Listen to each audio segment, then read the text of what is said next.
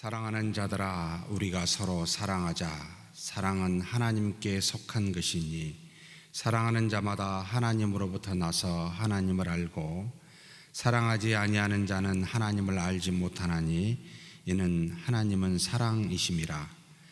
하나님의 사랑이 우리에게 이렇게 나타난 바 되었으니 하나님이 자기의 독생자를 세상에 보내심은 그로 말미암아 우리를 살리려 하심이라. 사랑은 여기 있으니 우리가 하나님을 사랑한 것이 아니요 하나님이 우리를 사랑하사 우리 죄를 속하기 위하여 화목제물로 그 아들을 보내셨습니다. 사랑하는 자들아, 하나님이 이같이 우리를 사랑하셨은즉 우리도 서로 사랑하는 것이 마땅하도다. 어느 때나 하나님을 본 사람이 없으되 만일 우리가 서로 사랑하면 하나님이 우리 안에 거하시고 그의 사랑이 우리 안에 온전히 이루어지느니라. 그의 성령을 우리에게 주심으로 우리가 그 안에 거하고 그가 우리 안에 거하시는 줄을 아느니라. 아버지가 아들을 세상의 구주로 보내신 것을 우리가 보았고 또 증언하노니 누구든지 예수를 하나님의 아들이라 시인하면 하나님이 그의 안에 거하시고 그도 하나님 안에 거하느니라. 하나님이 우리를 사랑하시는 사랑을 우리가 알고 믿었노니 하나님은 사랑이시라. 사랑 안에 거하는 자는 하나님 안에 거하고 하나님도 그의 안에 거하시느니라. 지난 3일의 말씀을 간략하게 돌아보고 오늘의 말씀을 보도록 하겠습니다. 아버지와 그의 아들 예수 그리스도와의 사귐, 하나님은 사랑이시다. 이 사귐을 통하여 하나님의 사랑이 무엇인지를 우리에게 가르쳐 주었습니다. 사귐이라는 코이노니아라는 말은 교제와 교통, 연합, 이것이 곧 사랑인데 하나님의 속성이라는 말입니다. 하나님은 반드시 사랑이신데 사귀십니다. 연합하십니다. 교통하십니다. 반드시 하나가 되게 하십니다. 이와 같은 분이 하나님이십니다 라는 것을 먼저 정의하고, 그래서 하나님은 그 자체가 만물과 하나님의 형상으로 만든 인간과 더불어 분리되지 아니하고 연합하여 하나가 되는 이와 같은 교통이 하나님이요 하나님의 속성임을 우리에게 가르쳐주고 난 다음에 삼위일체 하나님에 대한 사귐이 어떠한지를 구체적으로 요한은 2장과 요한일서 3장을 통하여 우리에게 가르쳐 주었습니다. 이 땅에 성육신 하심으로 우리에게 오신 예수 그리스도와의 사귐, 그 사랑은 두 가지가 있는데 바로 죄 사함과 몸을 가지고 무조건적인 사랑을 하는 것으로 우리와 더불어 사귐이 있어 교통이 있어 하나님의 사랑이 무엇인지, 특별히 주 예수 그리스도의 사랑이 무엇인지를 가르쳐 주었습니다. 두 번째로 기름 부으심으로 우리에게 내주하신 성령의 하나님의 사귐, 그 사랑도 두 가지가 있는데 바로 우리 안에 영원한 속성을 주사 영생을 주심과 그리고 우리 안에서 지속적으로 진리의 말씀을 생각나게 하심으로 깨달아 알게 하는 역사가 바로 성령의 하나님이 우리와 더불어 사귀며 주시는 놀라운 은혜 두 가지였습니다.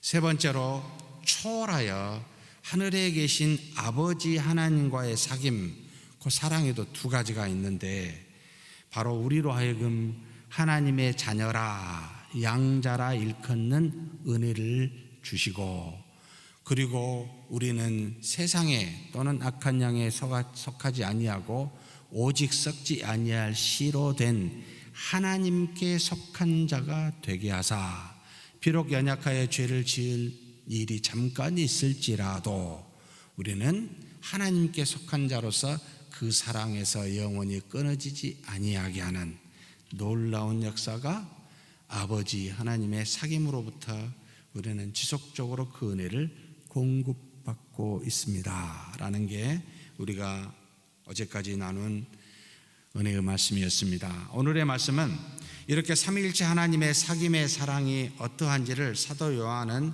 분명히 먼저 증거하고 난 다음에 오늘 우리가 읽은 본문 4장, 내일 읽은 5장은 이제 현실적으로 실천하는 변증적 입장에서 당시 초대교회에 일어난 문제를 이 삼위일체 하나님에 대한 사귐을 통해 구체적으로 어떻게 실천하며 이것을 해결해 갈 것인가 라고 하는 그와 같은 국면을 전환시키고 우리에게 교훈을 주고 있습니다.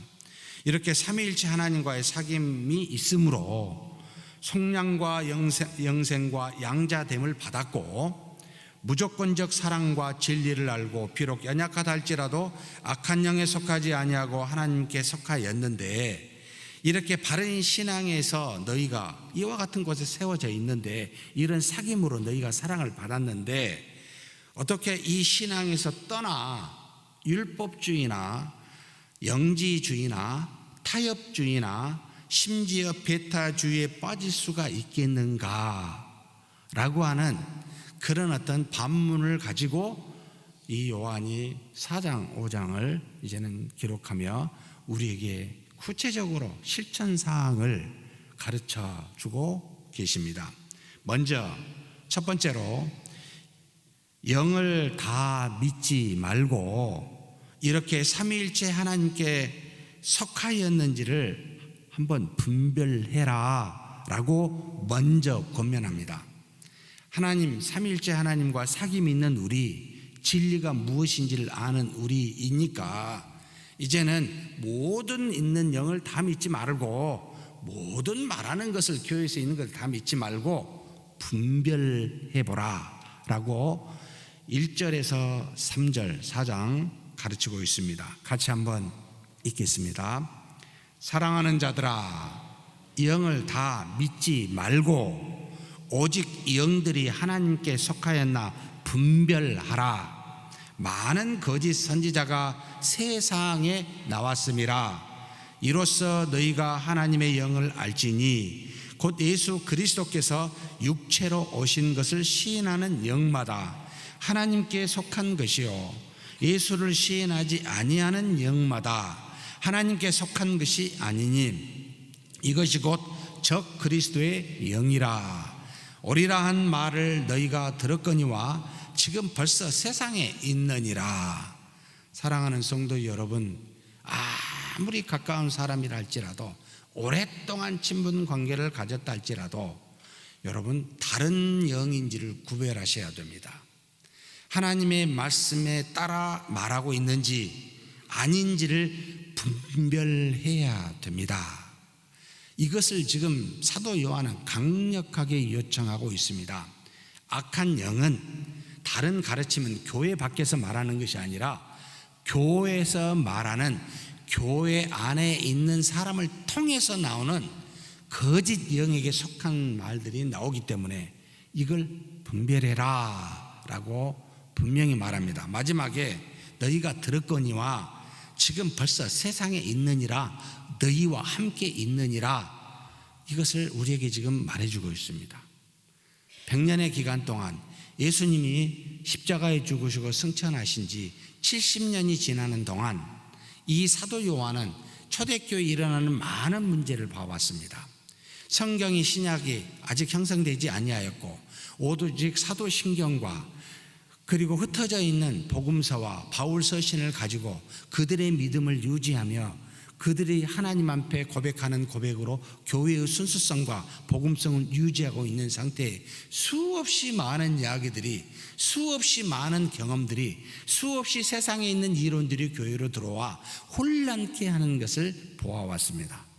그래서 너희가 사귐이 있는 삼위일체 하나님을 알고 너희 속에 진리를 깨닫게 하시는 그 성령의 역사를 따라 분별하라라고 가르칩니다. 신약 성경이 없었을 때도. 그런데 지금 저와 여러분은 신약 성경을 가지고 있습니다. 얼마든지 쉽게 구별할 수가 있습니다. 그러니 모든 말에 귀를 기울이지 마시고 하나님의 말씀에, 진리의 영에 귀를 기울이셔야 합니다. 심지어 제가 단에서 하는 말도 귀를 기울이시고 쫑긋 세우시고, 물론 다 들으라는 건데 하나님의 말씀인지 아닌지를 분별하면서 들으셔야 합니다. 이것이 습관적으로 우리는 갖고 있어야 될 사도 바울의 지금 명령입니다. 얼마나 조심스럽게 하나님의 말씀을 분별해야 되는지를 가르치고 있습니다. 예수 그리스도께서 육체로 오신 것을 시인하는 영은 하나님께 속한 것입니다.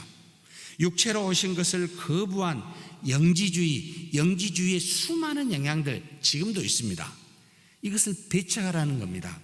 우리와 같은 육체를 입고 오신 예수를 시인하지 아니하는 영은 하나님께 속하지 아니한 적그리스도의 영으로 세상에 속한 자들임을 증거하고 있습니다. 이 사람들은 믿는 자들이 아니다. 아예 이렇게 단정해 버립니다. 지금 하나님께 속한 자들이 아니다. 악한 영에게 속한 자들이다. 정말 무서운 말씀입니다. 그래서 우리가 하나님의 말씀이라고 뜻이라고 입술에서 낼 때는 굉장히 조심해야 되고, 이것을 아는 사도 바울은 많이 산생되지 말라고 말합니다. 위험하니까. 자신만 넘어지는 것이 아니라 여러 사람을 넘어지기에 알더라도 굉장히 조심스럽게 살펴보고 또 살펴보고, 혹시 이것이 하나님의 뜻과 어긋난지를 굉장한 시간을 통하여 검증하고 난 다음에야 이야기를 해야 됩니다. 그래서 쉽게 나오는 말은 거의 100% 틀립니다. 말씀과 그 말씀을 붙잡고 묵상해보고, 안 되면 우리 선조들이 이걸 어떻게 해석했는가 살펴보고, 그것도 어려우면 기도하면서 과연 맞습니까? 라고 물어봐야 됩니다. 상당한 시간이 걸릴 수밖에 없는 우리의 어리석음과 죄악됨이 있음을 알아야 되는데, 이걸 망각하게 되면 여러분 너무나 쉽게 나와요. 이걸 교만이라 그럽니다. 너희는 우리의 말을 들은 곧 삼위일체 하나님과 사귐이 어떠한지를 듣고 아는 자들이니까, 진리의 영을 가진 하나님께 속한 자들이니까, 그렇지 않은 자들은 미영의 영을 따르는 자들이니까 잘 구별해라 라고 사도 요한이 지금 권면하고 있습니다. 사랑하는 성도 여러분, 우리가 나눈 삼위일체 하나님과의 사귐을 평생에 잊지 마시길 간곡히 부탁드립니다. 우리가 셋째 날까지 했었던 이 내용이 수많은 이단 사상을 배척케 하는 굉장히 중요한 교리이기도 하기 때문에 그렇습니다. 우리와 같은 육체를 입고 오사 우리의 죄를 속량하시고 무조건적으로 사랑을 베푸신 예수님과, 우리 안에 기름 부으심으로 내주하심으로 영원한 생명을 주시고 진리를 알게 하신 성령님과, 예수 그리스도의 아버지이시면서 우리를 또한 자신의 자녀로 삼으시고 영원히 하나님께 속하게 하신 하나님 아버지에 대해 편식하지 마시고 전체를 온전하게 붙드는 저와 여러분이 되시길 주의 이름으로 축복합니다. 이것이 하나님이 사랑이시다라고 하는 본질적인 의미였습니다. 그런데 당시 초대교회들은 영지주의의 잘못된 가르침에 상당한 영향을 받고 있었습니다. 하나님은 오직 영으로만 계시지 않느냐, 그래서 모든 죄는 다 물질에서 나오니까 물질이 죄다, 이렇게 단정하게 됩니다. 하나님이 창조한 모든 물질은 하나님이 보시기에 어찌했죠? 좋았어요. 물질은 하나님이 창조하셨기에 기쁘고 하나님이 선한 것으로 여기고 있습니다. 그런데 그들은, 이 영지주의자들은 이걸 거부해버립니다. 저들은 영을 추구하지 않고 물질을 추구하는 것이 죄인 줄인 것을, 여러분, 물질과 물질을 추구하는 것을 분별하지 않습니다. 동일하게 봐버립니다. 그 죄란 물질이 아니라 물질과 육체를 추구하는 경향과 행위를 죄라라고 성경은 말하지, 물질 자체를 죄라고 말한 적이 한 번도 없습니다. 율법이 아니다라고 말한 적이 없습니다. 율법은 하나님의 말씀인데, 율법으로 말미암아 그에 따른 행위로 말미암아 구원에 이른다라고 말하는 율법주의가 틀렸다는 말입니다. 육체는 그 자체가 하나님 보시기에 선한 것이며 영을 담는 그릇으로서 한 번도 이 육체가 목적이 된 적이 없기에, 창조 때부터 그래서 영을 따라 사는 것이 목적이요, 이 육체는 그 영을 드러내는 삶을 나타내는 수단이기에 이 육체가 목적이 되는 경향을 죄라, 영을 저버리고 육체를 따라 사는 것을 죄라라고 성경은 말합니다. 그래서 영과는 상관없이 육체를 목적으로 사는 것을 성경은 죄라기에 로마서 8장 5절에서 8절에 다음과 같이 엄청난 긴 말씀입니다만 제가 봉독해 올리겠습니다. 육신을 따르는 자는 육신의 일을, 영을 따르는 자는 영의 일을 생각하나니 육신의 생각은 사망이요 영의 생각은 생명과 평안이니라. 육신의 생각은 하나님과 원수가 되나니 이는 하나님의 법에 굴복하지 아니할 뿐 아니라 할 수도 없음이라. 육신에 있는 자들은 하나님을 기쁘시게 할 수 없느니라. 내가 갈라디아서 5장 16절에서 21절 말씀입니다. 내가 이르노니 너희는 성령을 따라 행하라. 그리하면 육체의 욕심을 이루지 아니하리라. 육체가 아니고 육체의 욕심, 육체의 생각이라고 계속 말합니다. 육체의 소욕은 성령을 거스리고 성령은 육체를 거스리나니 이 둘이 서로 대적함으로 너희가 원하는 것을 하지 못하게 하려 함이니라. 너희가 만일 성령의 인도하시는 바가 되면 율법 아래 있지 아니하리라. 육체의 일은 분명하니 곧 음행과 더러운 것과 호색과 우상 숭배와 주술과 원수 맺는 것과 분쟁과 시기와 분냉과 당짓는 것과 분별함과 이단과 투기와 술 취함과 방탕함과 또 그와 같은 것들이라. 전에 너희에게 경계한 것 같이 경계하노니 이런 일을 하는 자들은 하나님의 나라를 유업으로 받지 못할 것이요. 사랑하는 성도 여러분, 육체 자체가 문제가 아니고 육체의 일, 육체를 따라 추구하는 생각과 뜻, 모든 것이 죄라는 말입니다. 그러나 영지주의는 육체 자체를 죄로 보고 부정하고 있습니다.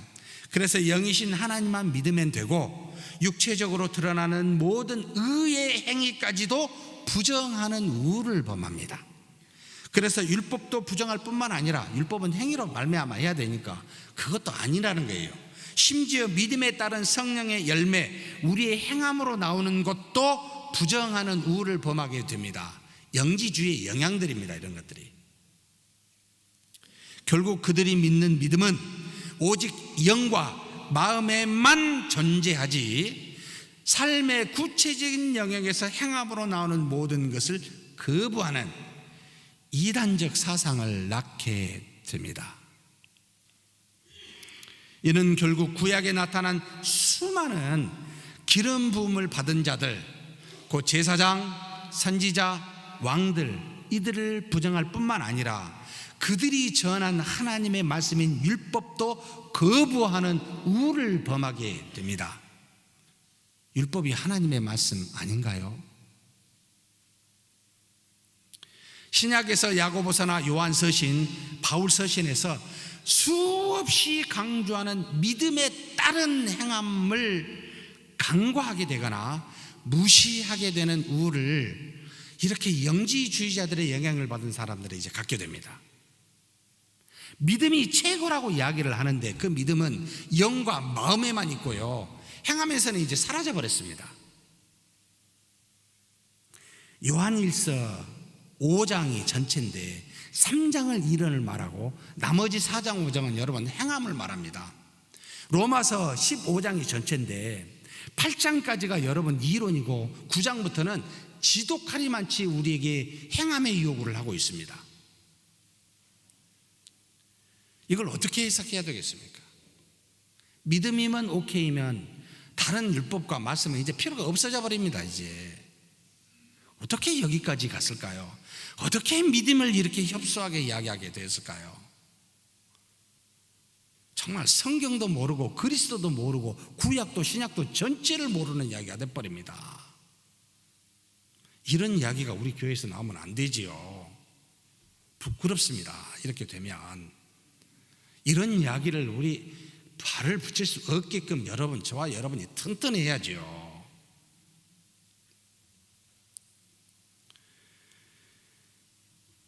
이 같은 영지주의의 영향은 교회에서 상당히 무서운 영향을 주고 연약한 자를 넘어지게 합니다. 그래서 사도 요한은 그들이 진리의 영에 속한 것이 아니라 하나님과는 상관이 없는 미혹의 영에 속한 자들이라고 가르칩니다. 왜냐하면 자신들의 가지고 있는 믿음 자체를 점검하지 않고 이걸 드러냅니다. 이게 다르게 드러내요. 그러니까 넘어지게 하는데 이걸 왜 이렇게 하나님이 하시겠어요? 하나님께서 우리를 넘어지게 하는 자이겠습니까? 그럴 수가 없지요. 그래서 진리의 영에 속할 수 없는 자라고 사도 요한은 단정해 버립니다. 자신만 넘어지게 하는 게 아니라 다른 사람까지 넘어지게 하기 때문에요. 그래서 교사된 목회자들은 굉장히 조심해야 됩니다. 항상 조심해야 됩니다. 그러므로 사랑하는 성도 여러분, 우리가 가진 진리의 말씀을 가지고 이런 영지주의적 사상들이 있는지를 점검하고 분별해서 바르게 사는 저와 여러분이 되기를 주의 이름으로 축복합니다. 그렇다면 미혹의 영이 아닌 진리의 영에 속한 그 삼위일체 하나님과 사귐, 그 사랑을 받은 자들은 이제 구체적으로 어떻게 해야 합니까? 먼저 사도 요한은 사랑하라, 서로 사랑하라 라고 권면하고 있습니다. 요한일서 4장 7절에서 8절 말씀입니다. 같이 한번 읽겠습니다. 사랑하는 자들아, 우리가 서로 사랑하자. 사랑은 하나님께 속한 것이니 사랑하는 자마다 하나님으로부터 나서 하나님을 알고 사랑하지 아니하는 자는 하나님을 알지 못하나니 이는 하나님은 사랑이심이라. 예수 그리스도가 우리와 같은 육신을 입고 오신 분이시라는 점은 먼저 분명히 하면서 단지 우리 죄를 사하기 위해서만 우리와 같은 육체를 입으신 것이 아니라 한 가지 더 있습니다. 육체를 입고 오신 이유가 바로 죄의 사함을 받아 하나님과 연합한 우리도 이제 우리의 인생길에서 구체적으로 육체를 가진 우리들끼리 서로 사랑하라 라고 하는 의미를 그 육체를 입고 오신 성육신에 담겨져 있습니다.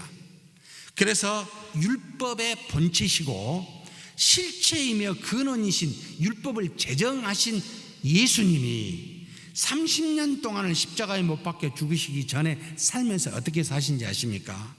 자신이 만드신 율법에 복종하여 몸소 율법의 의를 행했노라고 성경은 기록하고 있습니다. 아니, 율법을 만드시면 왜 복종해야 됩니까?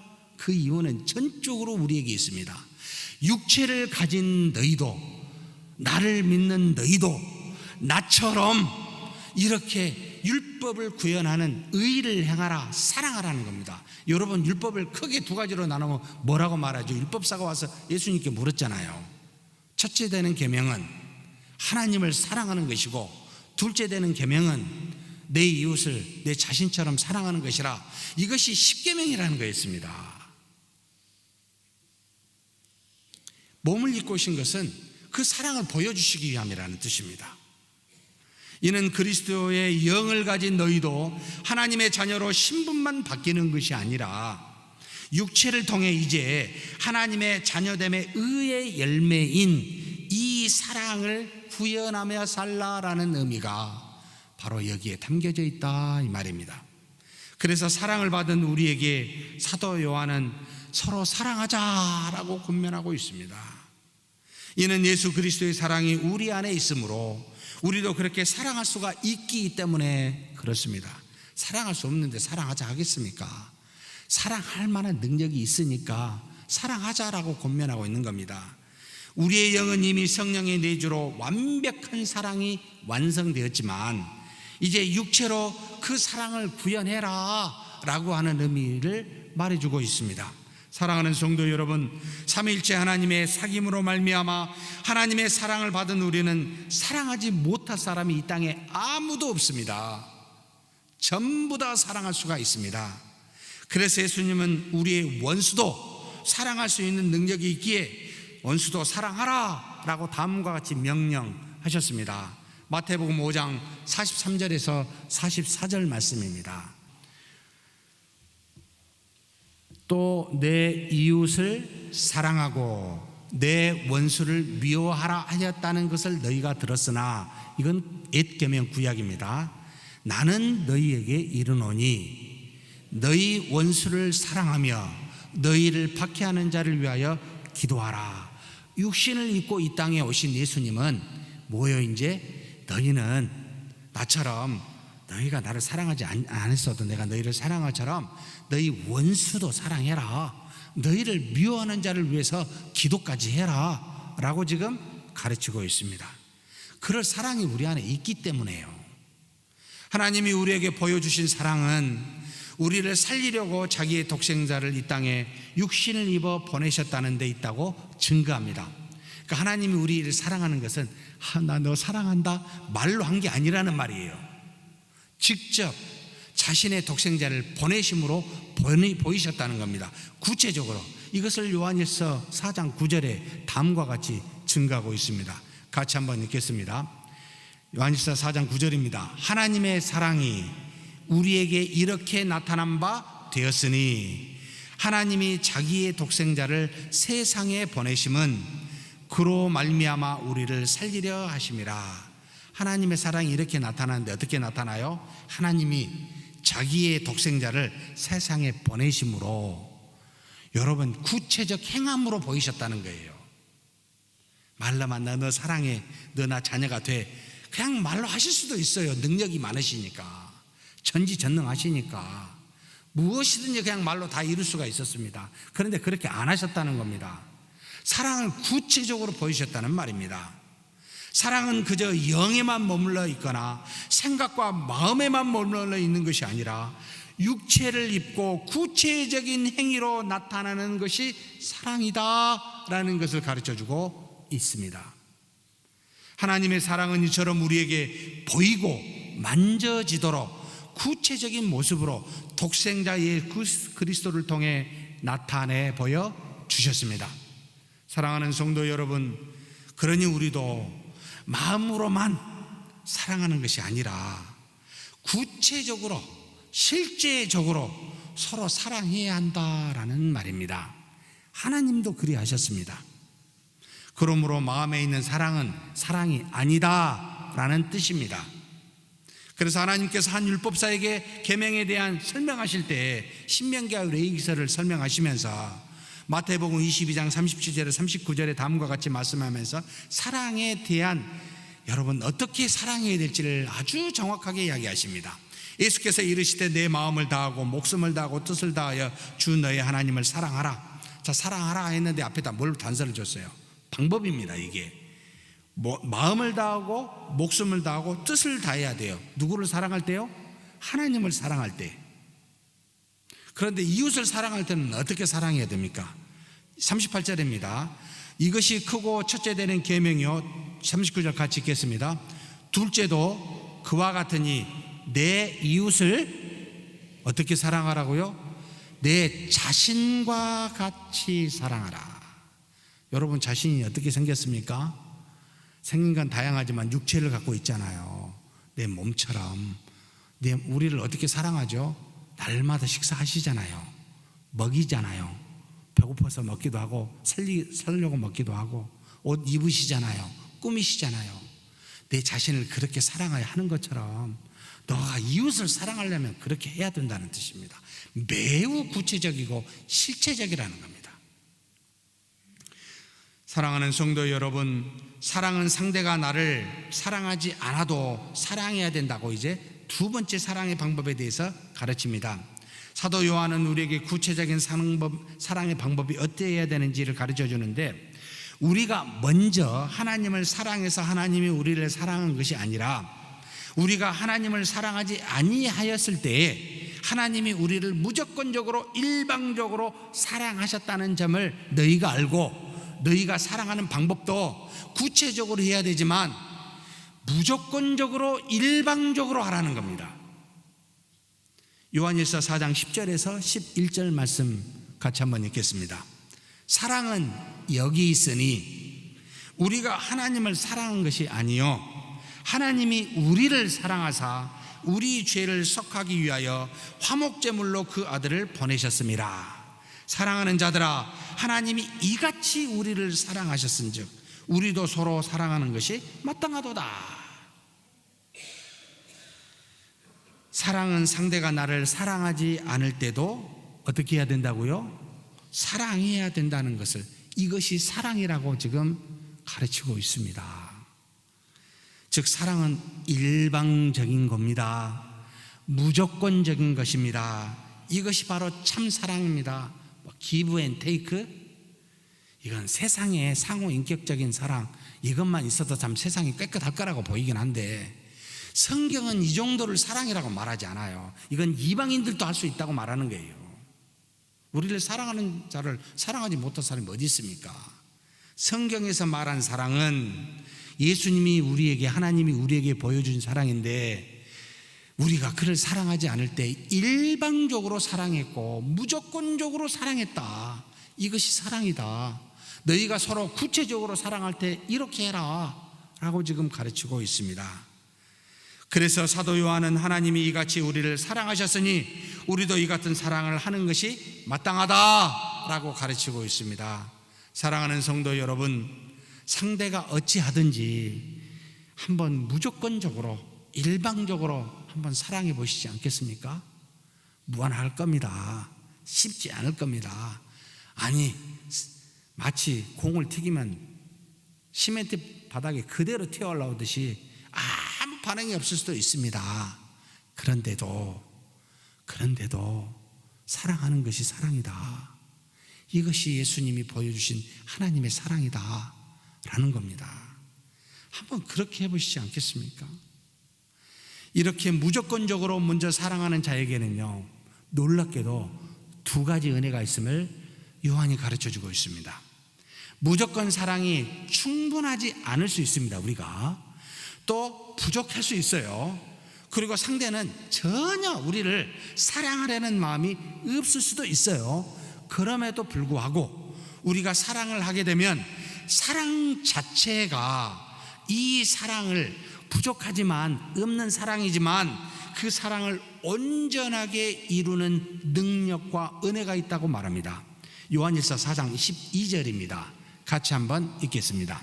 어느 때나 하나님을 본 사람이 없으되 만일 우리가 서로 사랑하면 하나님이 우리 안에 거하시고 그의 사랑이 우리 안에 온전히 이루어지느니라. 하나님은 사랑인데 우리가 그 하나님처럼 똑같이 일방적인 사랑을 하게 되면 그 하나님이 우리 안에 거하사 부족한 우리의 사랑과 없는 사랑을 만들어 온전하게 이루게 한다라고 지금 약속하고 있습니다. 믿으십니까? 우리가 영이신 하나님을 볼 수는 없지만 우리가 부족하지만 일방적인 사랑을 통해 그 하나님이 거기에 거하시사 능력으로 우리 자신을 충분한 사랑으로 바꾸시고 없는 상대의 사랑을 사랑이 있게 만드시는 은혜를 주어 온전한 사랑을, 마치 일방적인 사랑을 우리에게 부어주고 그 사랑을 받은 우리가 그리스도를 믿었듯이 그 사랑이 온전하게 되는 역사를 반드시 이루겠다라는 말이 이 안에 숨겨져 있습니다.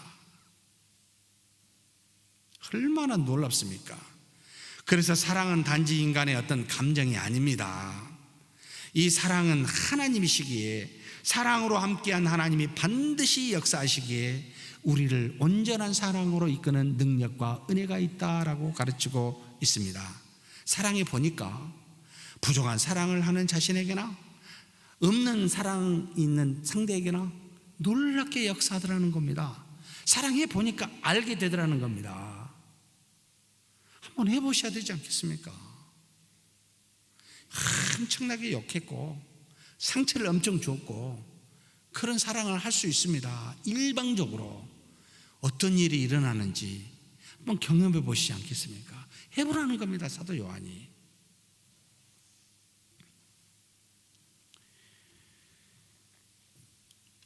그런데 이런 사랑을요 하게 되면 이와 같은 현지의 하나님의 은혜와 능력도 받게 되지만 나중에 심판날에 우리는 서로 담대함을 갖게 되어 하나님 앞에 나아가는 떳떳한 모습의 은혜도 뒤따라온다라고 가르칩니다.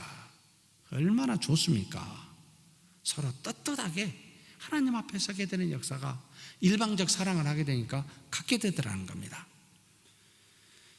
그러면서 두 번째 무조건 사랑의 은혜가 나온 것이 무엇인지를 가르쳐 주는데, 두려움을 이 땅에 살면서 나온 모든 두려움을 내쫓는 은혜가 있다고 4장 18절에 가르치고 있습니다. 같이 한번 읽겠습니다. 사랑 안에 두려움이 없고 온전한 사랑이 두려움을 내쫓나니 두려움에는 형벌이 있음이라. 두려워하는 자는 사랑 안에서 온전히 이루지 못하였느니라. 사랑을 갖게 되면 뭐가 사라져요? 두려움이 사라진다는 말입니다. 두려움이 다 쫓겨나게 된다는 말입니다. 하나님은 사랑이시기 때문에 그렇습니다. 하나님이 계신 곳에는 그곳이 어디든 항상 사랑의 역사와 흔적이 나타나게 되어 있습니다. 하나님이 계신 곳에는 반드시 놀라운 일이 일어나는데, 바로 바울이 로마서 14장 17절에 이와 같은 일이 항상 있다고 말합니다. 같이 한번 읽겠습니다. 하나님의 나라는 먹는 것과 마시는 것이 아니요 오직 성령 안에 있는 의와 평강과 희락이라. 먼저 하나님으로부터 사랑을 받아 하나님의 나라가 우리 안에 거한 우리는 성령 안에서 뭐가 있어요? 사랑과 희락과 의와 평강과 희락이 있다라고 가르치고 있습니다. 이것으로 채워져 있는데 무슨 두려움이 우리를 엄습할 수가 있겠습니까? 여러분, 사랑하게 되면 이와 같은 하나님이 우리 안에 역사하시기에 여러분, 희락이 있습니다. 평강이 있습니다. 의의가 있습니다. 어떤 두려움도 우리 마음을 여러분 움직이거나 좌우하지 못합니다. 그러므로 사랑하는 사람에게는 두려움이 없다는 말입니다. 그래서 사랑은 자신을 바라보는 모든 사람에게요 꺼리낌이 없이 대하게 하고, 누구를 만나든지 무슨 일을 하든지 전혀 두려워하지 않습니다. 그래서 누구와 더불어 무슨 일을 도모하지 아니하고 의를 따라 진리를 따라 그저 당당하게 홀로 행할 뿐입니다. 이것이 바로 사랑을 가진 자의 은혜입니다. 두려움이 없어요.